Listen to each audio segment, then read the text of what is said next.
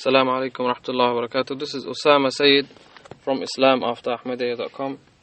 Today, with great joy, we are interviewing a brother who recently left Ahmadiyya. His name is Khalid Jamal, and we're going to get straight into the interview today, inshallah. And I'm going to ask Brother Khalid, can you give a brief background about yourself? Assalamu alaikum. My name is Khalid Jamal Ahmad. I was born in Ahmadiyya, and my grandfather is a Hafiz Jamal Ahmad in Mauritius. My father is Dawood Jamal Ahmad, and we were raised into Ahmadiyya family, which I believed in very passionately that we were truth.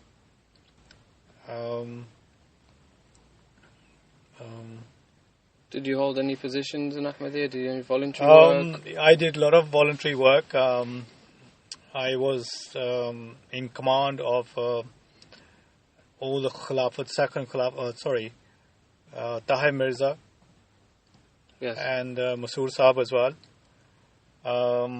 Also, I trained people for every jalsa and for security training, X-ray machine. Okay. So you're quite active, and you're happy to give your time. Yes, Before. yes. Okay. I have given a lot of time into the Jamaat thing, because obviously we believed in it. It was very truthful. Yeah. So So you're sincere Ahmadi. Yeah. sincere Ahmadiyyat because of my grandfather Yeah. and my other families in Mauritius. Okay. I wanted to ask you, how did you feel while you were in Ahmadiyya? You know, did you believe that you were in the true sect? Did you ever have any doubts? You know, even if they were small, maybe many years ago. How did you feel when you were in Ahmadiyya? But truthfully, we believed in to be very truthful. Because I was in the security, there were a few things happened in that time, and it made me rethink certain things. Mm-hmm. This was something happened in 95, and then something happened in 97. 1995 and 1997. Yes. Yeah. And I was started to think. Then I obviously, as you were just doing duty, start doing duty, just forget about it. You kept that on the back of your head. Yeah. Um, Because obviously, when you see certain events, you don't dismiss the whole belief. You say, oh, maybe there are some bad examples, isn't it? yes, But yes. I mean, nevertheless, they did remain in your mind. yes, definitely, Yeah. definitely. Yeah. Um, Did you really believe that Ahmadiyya was the true sect? Like, the true sect out of all of the Muslim sects? Definitely. Yeah. Yes, because obviously my grandfather, my father, my other families, Yeah. they're very strong into the Jamaat, and we Staunch believe them. Ahmadis, yeah. Yes, Mhm. and yes, definitely. Yeah. What I wanted to ask you, because obviously you're a very firm believer in Ahmadiyya, you may know that many Ahmadis, they find it so difficult to read anything against Mirza Ghulam because, they have so many barriers up. What led you to research the claim of Mirza Ghulam, to actually find out if he really is a genuine prophet of Allah? Actually, what happened is I was inviting one of my friends into the Jamaat. They gave me some literature to read. Yes. Then after a week or so, he asked me, have I read any Mirza Sahib's books? And then obviously I said no, because all of them were in Urdu, Yes. which I can't read Urdu. Yes. Then he presented me some reference, and which really shocked me, and I could not believe this could be from his books. Yeah. And then I looked up the reference, not just me, then I asked someone else as well. Yeah. I got the references from 4 different places, and not in the same country. Obviously, they were in a different part of the world. So same. You mean you got them translated? Translated. Yeah. Translated. Also, yeah. the same information if it was from the same book or not. Yes. And information came from Dubai, came from Malaysia, came from Canada. Yes. Even came from Guardian. Yes, that's very thorough. Yeah. Make sure it was the same reference. Yes. And it was. Yes, mashallah, that's very, very careful of you, because it's very, you can't believe that the man who is claiming to be a prophet, claiming to be, sent by Allah subhanahu wa ta'ala, could have written these sort of things. So I understand you are very, very cautious. Very, because if I have to present this to someone, I wanted to make sure anything that I have is got to be solid proof. Yes. And the problem in the Jamaat, no one reads his books. Nobody reads these No one books. reads his books. Yeah, Mirza Ghulam's books, yeah. Even him says, if you don't read my books 3 times, yes, I worry about you. Yeah, your faith is in doubt. Yeah. Your faith in is doubt. Yeah. Even the members, you give information or offer them references, they don't even want to look at it. Yeah, so I think many people have experienced that, unfortunately. They don't even want to look at the page. No page, even the book. Yeah. They say, no, it could be forged. Yeah. And this is their prophet's book. I mean, it's not, it's meant to be something that you're learning from Mirza Ghulam. Because what did he bring but his books? So if the Ahmadi is not going to read his books, then what's the point of Mirza Ghulam, isn't it? So it's a bit odd not to read. Exactly. And I think they should read it, and they will find the truth. Inshallah they will. Inshallah, I hope they will. I wanted to ask you, what kind of things have you found in your research? Well, in my research, and was one obviously has the, Mirza Sahib has said very disgusting things about Hazrat Isa, Hazrat Maryam. Prophet Jesus. Yes. And her mother. Then he said a lot of things about a different faith people. Yes. And the Islam is a peace-loving religion. Yes. But this man, he doesn't want peace. Yes. And I don't understand. He doesn't understand the meaning of Islam. Yes. And all he wanted, as the British wanted, is rule and divide. Yeah, to divide and conquer. Divide and conquer. Yeah, so you can control the country. Yeah. And what he has done, he has written very naughty things about other faith people. Yes. And said a lot of disgusting things, which I believe to be a prophet, even be a pious man, or even a normal human being, will not write certain things what he has written. Yeah. Very low level, very, very low level. Yeah. Very low level. The problem also is that when you show this information to certain people, or when you speak to them, they said, one, you can't read Urdu. Second is that you misunderstand. Out of context, It's out of context you have done or read this. Yes. Or the Urdu is too complicated for you. And I think many people have heard these very same excuses. And the people who are saying it still haven't actually read that page themselves. Exactly. They haven't read it themselves, which is quite shocking, isn't it? Exactly. You think, what right do they have to say such a thing? I wanted to ask you, what specific things I think maybe you might struggle to state them on a recording, but for our listeners, I mean, do you have any sort of even general things that shocked you that Mirza wrote about Prophet Jesus? Very simple thing is, if you ask someone to do pray for you or do a dua for you, yes, any kind of a pious man who you meet, but Mirza Sahib has gone and charged person a lot of money at that time for dua. Mm-hmm. And I can't understand how can this holy man, we call so holy man, could do things like that. He was quite centered around money, unfortunately. He only was centered around, he only thought about money, nothing but money.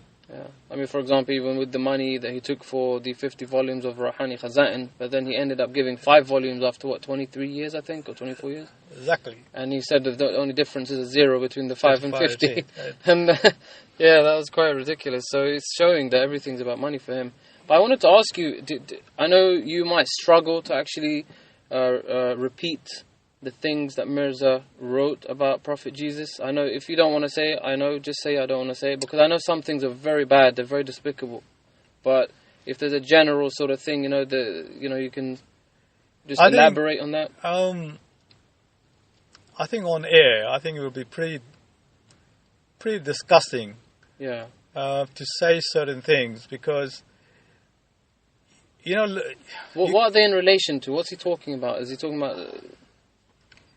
What's he talking about? The general subject, at least, so our listeners can sort of understand what really led you to just, leave Ahmadiyya. What he's saying about Hazrat Isa, yes, that Hazrat Maryam, yes, and her mother and her grandmother, yeah, were in the trade, the oldest trade on this earth. Selling flesh, selling their own flesh. Yes. Okay. Now, this is unbelievable that even we believe to be our prophet and so-called prophet is going around saying things like that. Yes. No, that's absolutely disgraceful. I mean, I think our listeners do understand, when we say selling their flesh, unfortunately in some places in every country, there are, unfortunately, very bad women who, sell their flesh, and so obviously this is what Mirza Ghulam, he has written that, say the Maryam's family, certain members of her family were engaging in this filthy trade, if we can call it that. We're trying to be as polite as possible, because we don't want to insult Sayyidina Isa or Sayyidina Maryam, but we're just trying to give the listeners, trying to give you guys a taste or just a bit of an understanding of how bad it is and how bad Mirza Ghulam wrote these things, how awful they are, that even our interviewee here, Mr. Khalid Jamal, he can't even reiterate them for you because it's very offensive. I wanted to ask you, how did you feel while you were researching? Did you feel that maybe you were starting to get some light, you were actually really getting somewhere, you're actually starting to find out some truths? Or were you worried, were you scared of just, what am I going to do if I find out that Ahmadiyya is wrong? Were you feeling any of these feelings? Were you confident and that you just tawakkul ala Allah, you're putting your trust in Allah subhanahu wa ta'ala? Yes, the first reference someone gave me, and I was a bit hesitant, and I said it could be lie. Yeah. Yes, then you rely on your Allah. Yes. And I start looking into it. When you start looking into it, yes, it made you really feel very low and disgusted, because you've been in this group your whole life. And yeah, obviously you thought it was the true path. Yes. When you started looking into it, it made you feel so disgusting. Yes. And you can't believe that this is your own group. And this is the man that we're supposed to believe, so-called to be certain level. Yes. Me personally, I think he was the lowest. Very low, yeah. And I hope the Jamaat people, or they do look into it. And the problem also is that because of you give them reference, people ask for it. People just say, "Oh, forget it. This is just a lie." Yes. It's just a lie. It's just a made-up lie. These are pre-prepared. I mean, it's like most Ahmadis have these excuses ready. I don't know who teaches them, but if they're honest with themselves, they actually need to realize that they all have similar excuses, but they actually don't read anything. Yes, it's very true, because everyone they talk to, they seems to have this barrier that he is clean. Yes. And unfortunately, you will find his writings Far from clean. far from clean. Yes. If the only thing is, sometimes we have to swallow the bitter pill, and then we have to swallow it, because if you want the truth, if you want the true Islam, you have to swallow something. Acknowledge it's the truth. It's the reality. It's the reality and the truth. Yeah. And this is what we want. We want the truth. We want the truth reality. Yes. Not something everyone is forceful. Yeah. You don't want a false reality. You don't want to be tricking yourself that you are following the true Islam. Yep. True. Yeah, exactly. Because the truth sets you free, like everybody says. So, from what I understood from you, your turning point was obviously the writings that Mirza wrote about Prophet Jesus, alayhi salam. And obviously you've probably heard the excuse that some Ahmadis present, which is, oh no, these writings were by the opponents of Mirza Ghulam. They wrote this, they're saying that, or opponents of Islam saying this about Jesus. But obviously we all know that Mirza Ghulam actually wrote these things, and he even insulted other religions. We know also the Hindus, he insulted them, and even respected people like Abu Huraira. He called him a ghabi. I'm sure you're very aware of that. I mean, what sort of person writes that? That's that sort of thing. And even Sayyidina Hussein, Imam Hussein, he's even insulted him. So that's even insulting the Shias as well as the normal Sunni Muslims as well. So yeah, it's not very surprising. Next, I wanted to ask you, when did you completely stop believing that Mirza Ghulam was sent by Allah subhanahu wa ta'ala? Well, actually, it was 2 years ago. Yeah. I believe it was the 25th of October, 2013. 2013 or 2012? 13. 13. So, 13. Okay, because we've just, so about 1 year and a bit, okay. Then I thought, now this guy is not clean as everyone makes out to be. Yeah. So I really start looking into his information, and got his information translated from various people. Yeah. And the more you look for it, the more you find. It's just never ending almost, isn't it? Never ending information that he has not said any good thing. Yeah. I will give you a very simple example. In the conditions of bath, number 4. If you look at that condition, I hope the listeners look up number 4 and look up some writing of Mirza Sahib. You will find he hasn't acknowledged any of them himself. Not one. The 4th condition, I think it was in relation to not harm anyone. Yeah. With their physical or with their mouth, tongue, anything. Yeah. And he has done everything. Yeah. We know obviously that he has insulted many people. Many people. He's written many la'nats. I mean, I think you've seen it where he's written 1,000 la'nats in one of his books. He's called certain people walad haram, haramzada, these sort of filthy insults. So that's right there that he's actually defied his own condition. He's defeated it actually.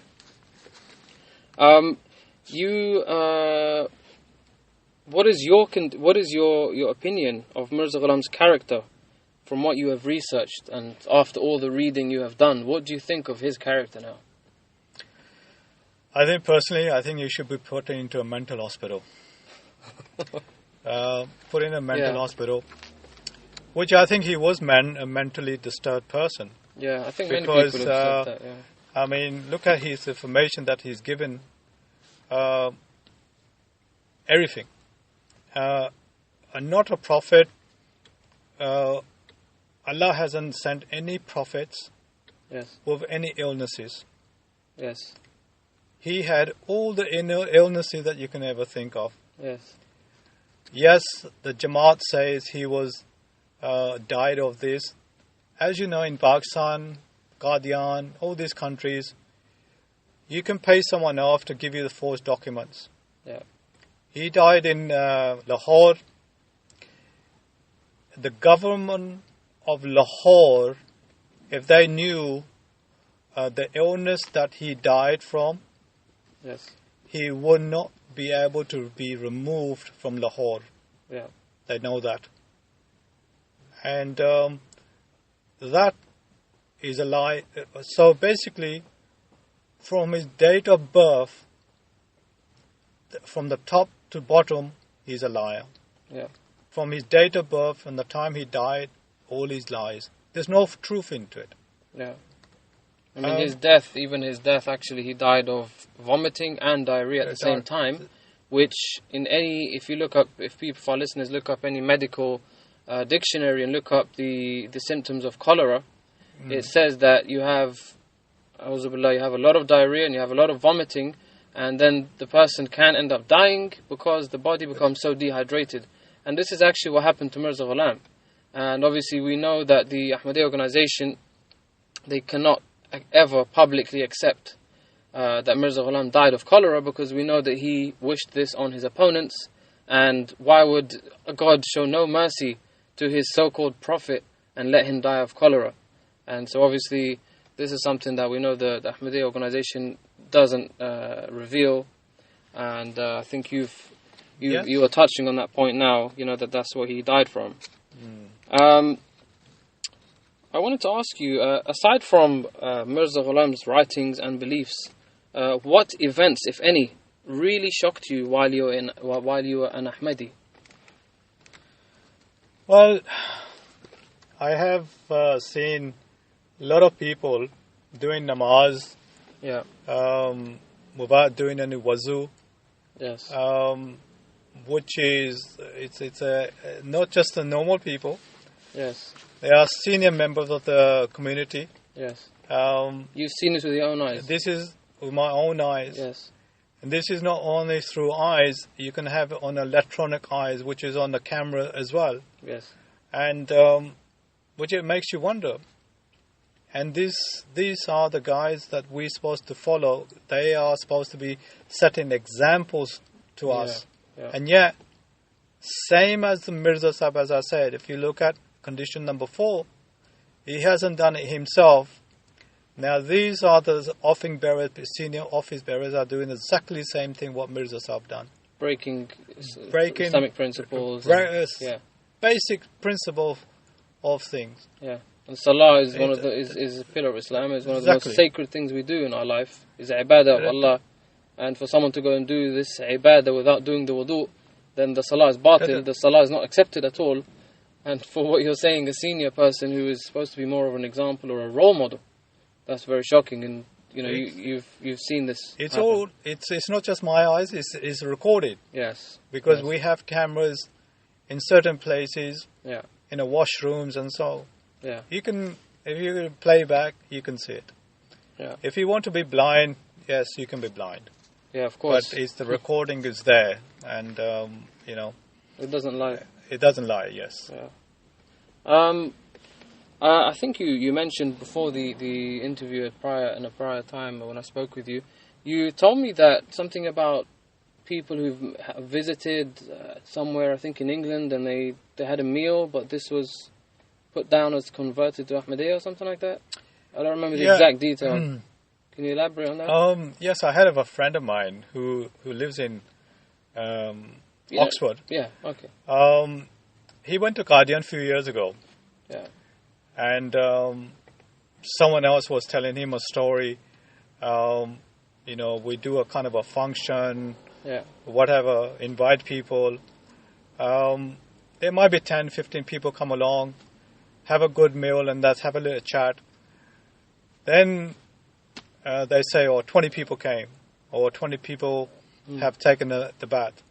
Okay, so the people who are having dinner, they're not Ahmadis, they're just normal? Just that they are just normal people. They haven't into the Jamaat. They don't know anything about the Jamaat. They just came, whatever.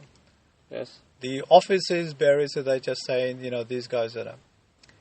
So when this gentleman, a friend of mine who came back to London, he started to question this. Yes. He has a problem. And, his family caused him a lot of problems. When he mentioned this? Did they make it out like maybe he was lying or he shouldn't be saying it or something? Well, he shouldn't be saying this. But it's true. Well, it's very true. He's not lying. That he want this kind of a truth being exposed to be exposed to get into other people's ears. They wanted him to be out at the mosque. If he was upstairs in a dining hall, they didn't want him there. Yes. So basically, they wanted to do, they didn't want him to be in a crowded area. Yes. So it's very sad, but it's true. Now I look back. I can't believe it. This is what was happening. Yes. The thing is, with regards to the falsification of the number of number of people joining Ahmadiyya, I haven't seen it myself, but I have met with people who actually witnessed this sort of thing when they were in Ahmadiyya. For example, there would be like, I think they would tell me, like there would be like stalls, on high streets where they're talking to people about Ahmadiyya. And maybe their people haven't joined Ahmadiyya, they haven't joined Islam or Ahmadiyya at all. But maybe they give them some false pretense and they give them the paper and they sign it. And they take that paper and they submit it and say, this is a person who's done bay'ah. And they falsify. So that's why what you're saying, it doesn't sound out of the ordinary. If you've heard the things that I've heard and other people, even Ahmadis listening to this, they may have seen or heard this themselves, so they know we're not lying. You're not lying, I'm not lying about this point. So that was one of the shocking things. You also mentioned something to me that something that personally really just frustrated you about the death of Dr. Mahdi Ali. Yes, which at this moment the Khilafat of the Jamaat at the moment. Yes. And he lied to me. You mean Mr. Masroor? Yes. Masroor, okay. Me, I take it when was listening to his khutbah.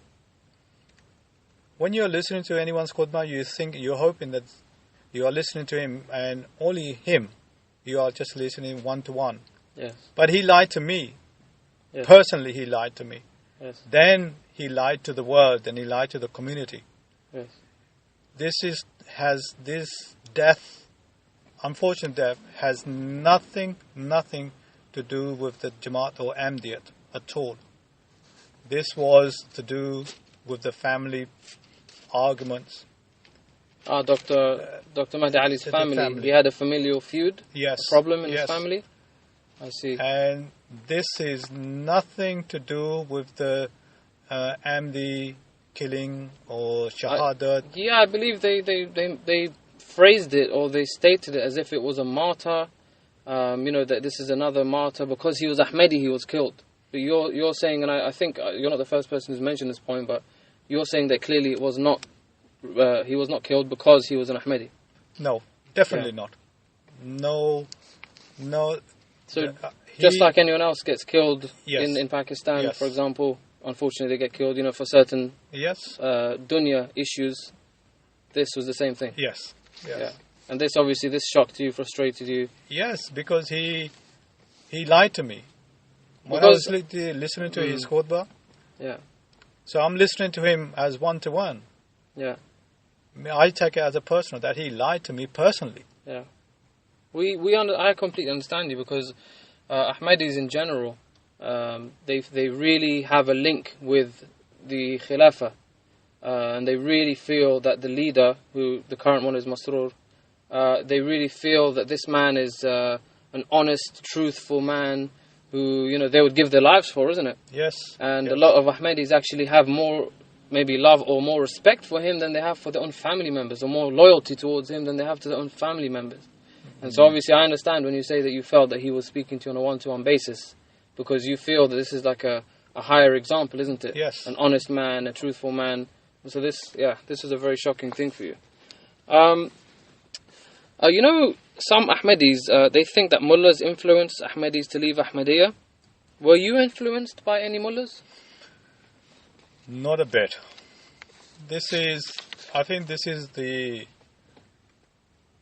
unfortunately, this is part of the Jamaat's thinking, is when you start looking, open your eyes and look at things, the problem with the same thing, we go back, is that we, or in the members of the Jamaat, never look at their books. When someone else presents them the references, they can't acknowledge it because they can't believe it's our books. Yes. They haven't even seen it, they haven't read it. So this is just a thing, a mind game they keep saying is the mullah has done this. It has nothing to do with mullahs. Nothing. Yes. All it is if someone reads his book with an open heart, then you'll find the truth. Yes. Who's a liar, who's the truth. And all you need to do is open your heart and read the books. Yes. And obviously, we know for a fact that no mullah wrote those things. Mirza Ghulam wrote those things. That's the funny thing about it. They keep saying it's the mullah. But, okay, yes, it's the mullah who's saying it. But it's a Mirza's books. Yes, he's just giving you that information, but he didn't make that information. He didn't write it. No. He's just sharing it with you. You don't blame Facebook for putting a news thing, a news feed or something like that. You go and you see what's the news, who's the news about. You don't just say the person who's given you like they say, don't shoot the messenger. Mm-hmm. So obviously in your situation, you weren't influenced by any mullahs. And just for clarification, obviously I wanted to ask you that. I wanted to ask you, were you worried about what group or sect that you were supposed to join after leaving Ahmadiyya? Were you worried about that at all? No, I have no set at all. Yeah. All I believe in Rasulullah Sallallahu and two books. Yes. And that this is the very first question or the second question these people ask you. What group are you? Where are you going to go? After you leave Ahmadiyya. After you leaving the Ahmadiyya. Yeah.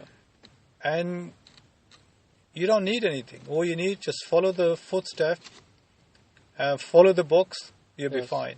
Well, Islam was sent by Allah subhanahu wa ta'ala as a very simple religion to help human beings become better people. And obviously from our previous discussions, and I think, most people who leave Ahmadiyya in general, they feel that Mirza Ghulam complicated Islam so much, and it's actually very, very simple deen, very simple, just to make it's there to make us better people.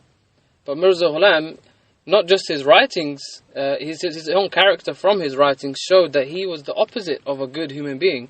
He was the very opposite of what Allah sent down to Sayyidina Muhammad sallallahu alaihi wasallam for mankind. Allah subhanahu wa ta'ala sent Sayyidina Muhammad sallallahu alaihi wasallam as a messenger to us. Why? Because he was such a lovely example. Very honest, very polite, very truthful. These are three things that if every human being had those three things, we would never have wars, we'd never have murders, thefts, anything. But Mirza Ghulam, he was the opposite of that. Definitely. And this is in line with his message, which is a very complicated version of Islam. And this is what, our listeners, because, some people, a minority, some people, they leave Ahmadiyya, unfortunately, they become atheists. Most people, alhamdulillah, they're normal Muslims and they're able to filter their Islam, remove the falsehood of Ahmadiyya, remove the false beliefs of Ahmadiyya, and have the lovely, pure Islam. And obviously some people, unfortunately, they become atheists. And we want those people who are a bit confused to realize that Sayyidina Muhammad sallallahu alaihi wasallam, just as for you, Brother Khalid, he is your example. Just for me, he is my example. And the Quran is our guide. And the Sunnah of Sayyidina Muhammad sallallahu alaihi wasallam is enough for us to be good human beings as Allah wanted us. So that when we die, we, inshallah, can go into Jannah. Yes. This is the simple message of Islam. Alhamdulillah, you have joined that and you've left the falsehood of Ahmadiyya.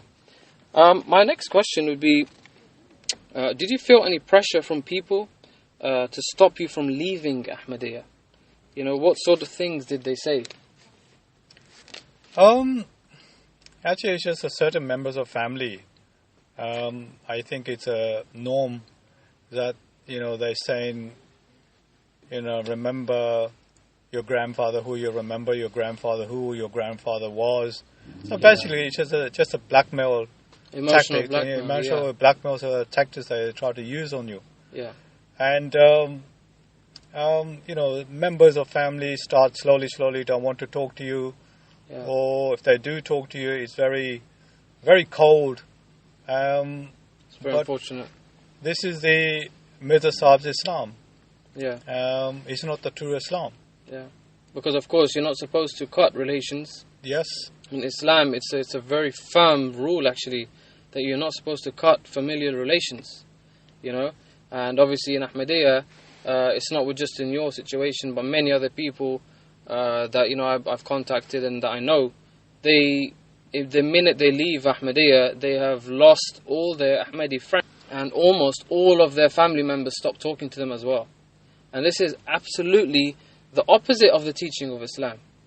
For example, us as Muslims now, let's say our family member became an atheist, we wouldn't say, hey, we're not talking to you anymore, you've left Islam. We wouldn't do that. You know why? And I think you know why. It's because we know that Islam is the truth, and we can talk about Islam. We can talk about the Quran. We can go to our family member and say, why did you leave Islam? They might say, oh, this verse of the Quran or something. Then we'll say, okay, let's study this verse. Why was this verse revealed? And you explain it to them. Then they say, okay, this makes complete sense. Thank you so much to me. But Ahmadiyya, they actually promote cutting off. They don't want people to discuss with you the writings of Mirza. So, Brother Khalid, as we were saying, when, for example, if somebody, which is a very rare occasion, if somebody leaves Islam, we would be able to sit with them and ask them to show us anything that they have read that they're upset with, and we can face that, because we know that Islam is the truth. But obviously, I think you probably have already seen that with Ahmadiyya and Ahmadis, if you ask them to read something, they won't read it at all, but they'll just tell you it's false. It's true. It's certain members of the family as well, even friends.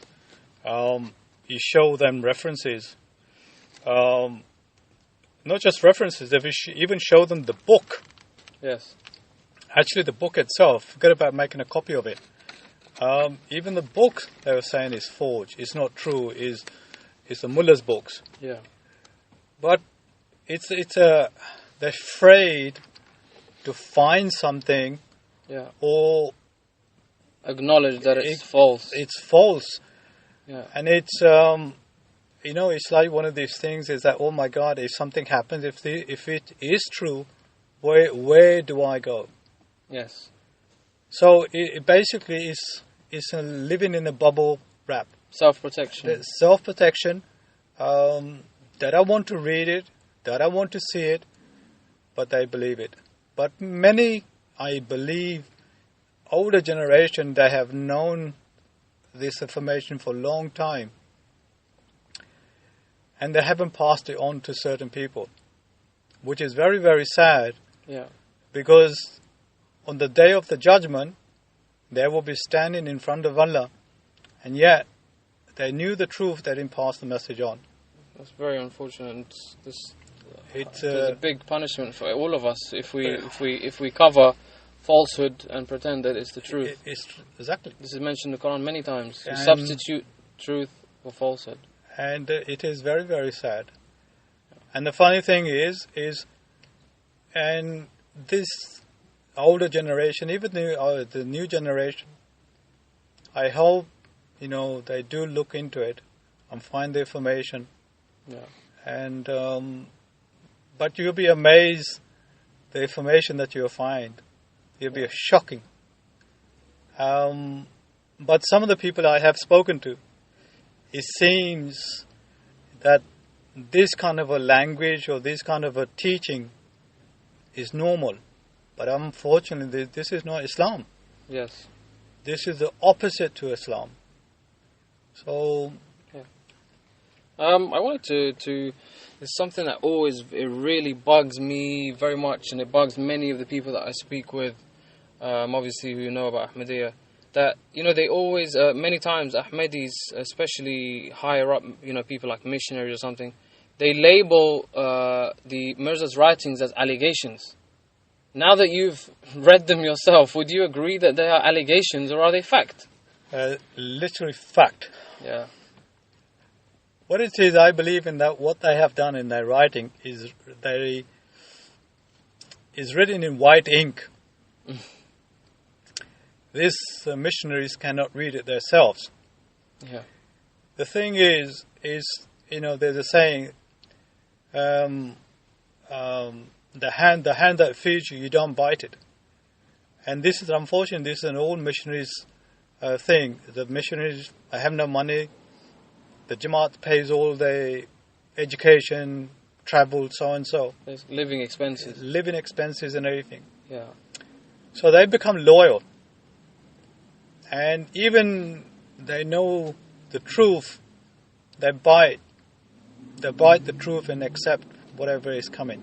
They basically bury anything that they find or anything they know, just to keep their life going and keep the living expenses coming in. And yes, it's very sad. It's very sad and shocking, actually. You mentioned to me that you sent your letter of renunciation to an Islamic TV channel. Just curious, why did you do this? Well, the reason why I did this is because I knew the letter would have been thrown away. Yeah. I would have no answer back. Yeah. Also, to go publicly. Yes. To tell people who I am, who my grandfather is. It's not one Khalid Jamal, could be few numbers of Khalids in the Jamaat. I have no idea. Yeah. But I just wanted to make sure that my message is loud and clear. Yes. So, Alhamdulillah, it has happened. Yes. It's not a disgrace to my family or my grandfather. Yeah. I hope, inshallah, he will be happy because, you're following the truth. I'm following the truth. And yeah. Well, yeah. I mean, the thing is, up to date, you still have most people. I don't think anyone I've spoken to who's sent a letter in have actually received a response, be it from Mirza Masroor or from previous Mirza Tahir. Nobody's actually received. So that was actually a very wise move by you to have many Ahmadis, listen to your reasons why you've left, so that maybe Allah subhanahu wa ta'ala can put some hidayah in them as well, and they can be motivated, to research themselves and also join Islam and leave the falsehood of Ahmadiyya. Definitely. I wanted to just touch on how frustrated are you now that you know the truth about Mirza Ghulam and his organization, because obviously you spent your whole life in it, so what are your feelings, now that you realize the magnitude, the level of falsehood? Well, is this 52 years he's been in this Jamaat. Yes. And it makes you feel very sad that you've been in the Jamaat all these years. And yet you thought it was truth, and you find a lot of writings which are really, really bad and non-Islamic at all. Yes. But the references in my letter I have given, yes. I hope people do look it up. And also what the Jamaat has been going around is deleting information from their books. And deleting or putting the information on different pages. To confuse the research or the reader. Yes, is to confuse people who are searching certain things. Yeah. I might have to give you a reference and you go and check it. It's not there. Yeah. So reality of it, you need to go and find the books, the hard copy of it. Yeah. Then you find the truth. Yeah. On the web, the information can be deleted or put forward, backwards. Muddled, basically. And you just to confuse people. To find it. Yeah. And they will come to us that we are lying. But my friends who know me, I have never lied to them or deceived them. Even on this, I would never do it. And so you have to follow the right path. Yeah. How do you, the Ahmadi slogan, love for all, hatred for none? You've seen the Ahmadiyya, they do charitable works in Africa and various countries. what do you feel? Because many people I've spoken to, again, they feel that it's a big deception. That they put on this. They actually do some charitable things, and they do have humanity first. But the fact is, when you find out Mirza Ghulam's writings and you find out the truth about Mirza Ghulam, you struggle to have any respect for this organization. How do you feel about this love for all, hatred for none, and the image of Ahmadiyya? Does it represent what Mirza's writings are? Is it in line with Mirza's writings? The people in the Jamaat, unfortunately, some of them are such a beautiful people. Yeah. They are really, really kind people, which they believe Mirza Sahib to be something special. Yes. But unfortunately, they haven't seen his writings. Yeah. The slogan and bat number 4, as I keep saying. Please, if some people look it up, you will find this is nothing. Even once Mirza Sahib has done himself, he has done opposite what he has said. Yeah. And for a normal human being been in this group who has been in it all the time, but he has never seen these writings, he needs to be believed. He will think it's true because he has never seen it. So every time they go to any Murabbi, missionary, they'll put the book on one side. They'll say, "What is your problem?" The book is my problem. Yeah, but okay, but let's talk about it. What is the actual problem? Yes. Do you have problems at home? So now what they have done is confuse the person. My home problem, I have a book problem. Yeah. So they will never answer you the direct questions. Yeah. Which is extremely frustrating because, when you believe that Ahmadiyya is the truth, you'd think that you could ask anything you want. Yes. Bring, especially from their so-called prophets' writings.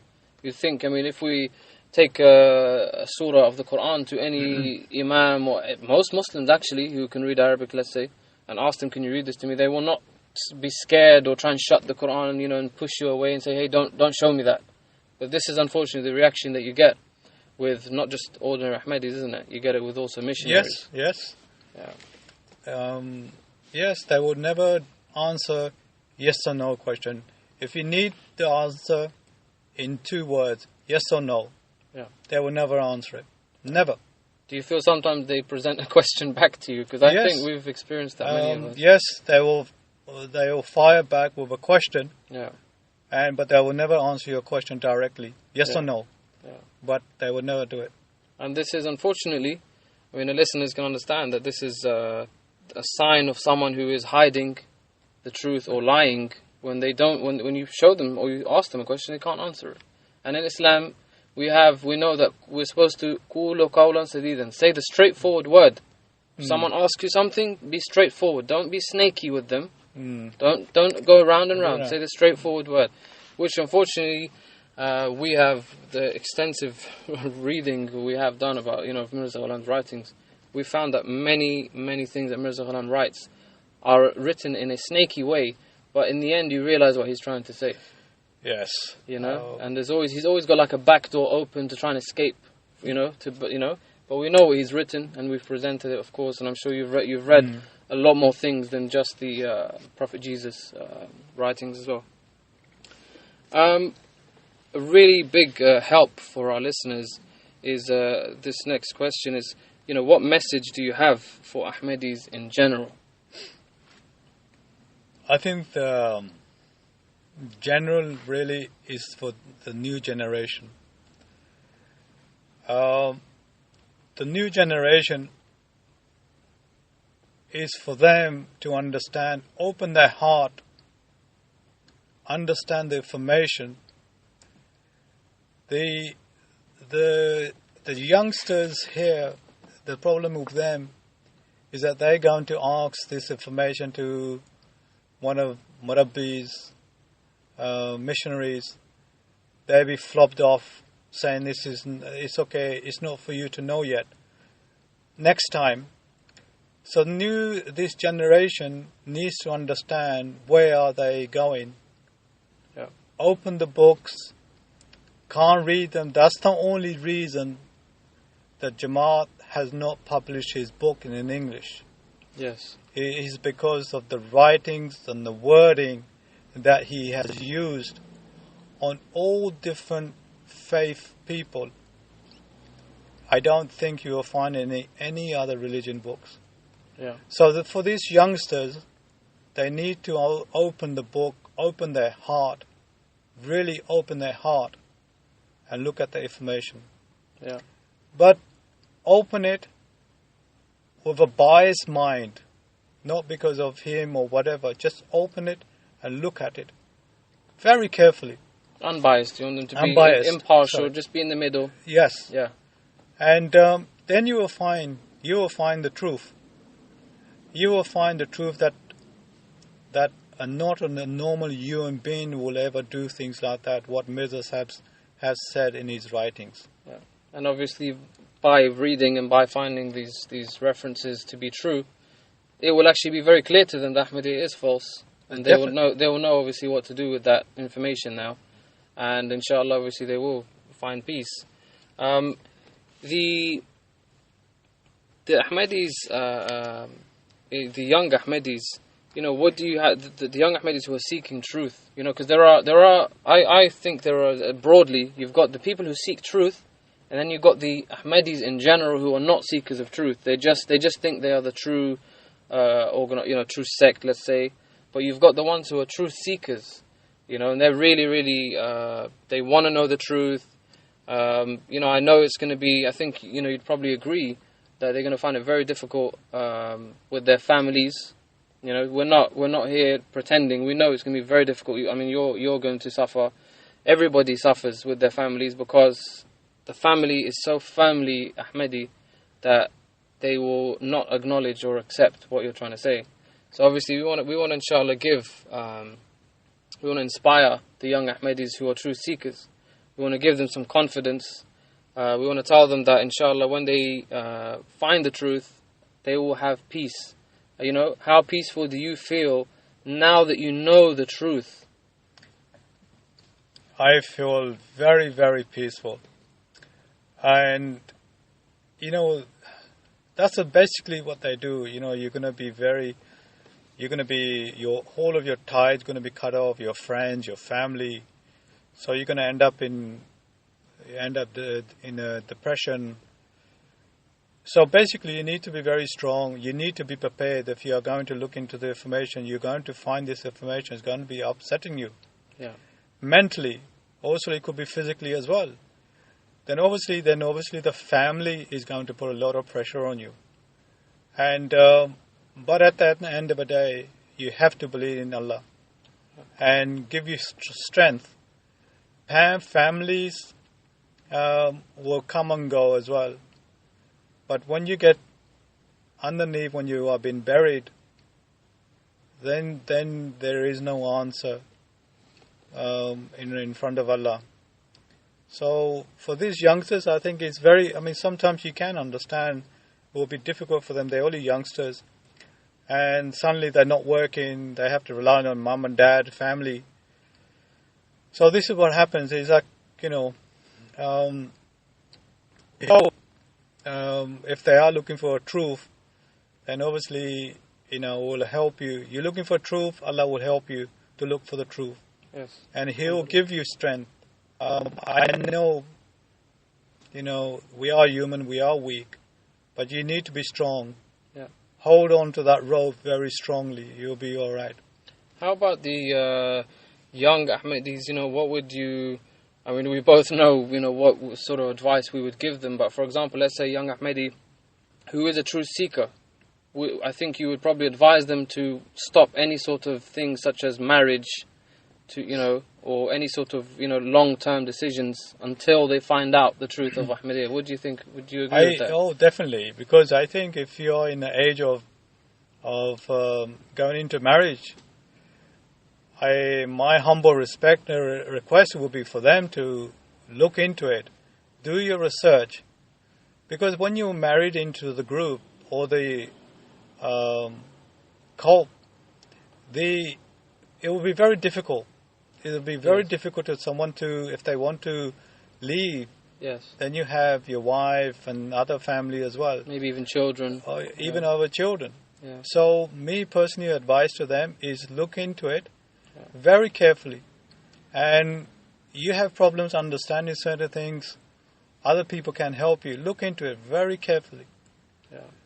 So, and obviously they should, as we always believe, alhamdulillah, ourselves, that the akhirah is worth much more than the dunya, much more than not upsetting your mother or your uncle, your grandfather. The akhirah, where Allah subhanahu wa ta'ala will judge us. The thing is, and the reason why do we go to, for our namaz? Yeah. No one takes me to the mosque. I want to go there to pray. Yeah. You want to go to the mosque, no one holds your hand, go to the mosque. We want to go, we want to please our Lord. So it's the same thing. You give charity, you go to Hajj, you do things. For who? Yeah. For please Allah. This is the same thing. You need to think about your akhirat. And you're only going to get once. When you get underneath, when you have been buried, you have no chance. And also will happen is this information, what you are going to see and what you are going to hear will be your witnesses. Yes. So be careful. Please look into it, search into it before you get into marriage. That goes in both ways, girl and the boy. Yes. Well, yes. Very, very, very strong advice and very important advice there. That could actually help. It could be the turning point, isn't it? If for somebody leaving or not leaving, if they have, children or a wife, they have so much pressure on them not to leave.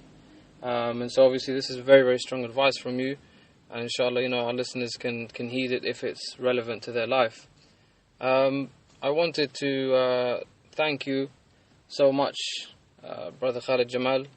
It's very commendable of you that you've publicized your renunciation of Ahmadiyya. Very commendable that you sent your letter to an Islamic channel. Very commendable that you've agreed to do this interview today. Today it's the 4th, I believe it's the 4th of January 2015. So for all the listeners, this is on record. It's the 4th of January 2015. And the interview was with Brother Khalid Jamal, who has left Ahmadiyya. And I want to say together, La ilaha illallah, Muhammad Rasulullah. Brother Khalid Jamal has 100% left Ahmadiyya and he is simply a Muslim. I want to say thank you very much, Jazakallah. My pleasure. This is Osama Sayyid from IslamAfterAhmadiyya.com saying Assalamu alaikum wa rahmatullahi wa barakatuh.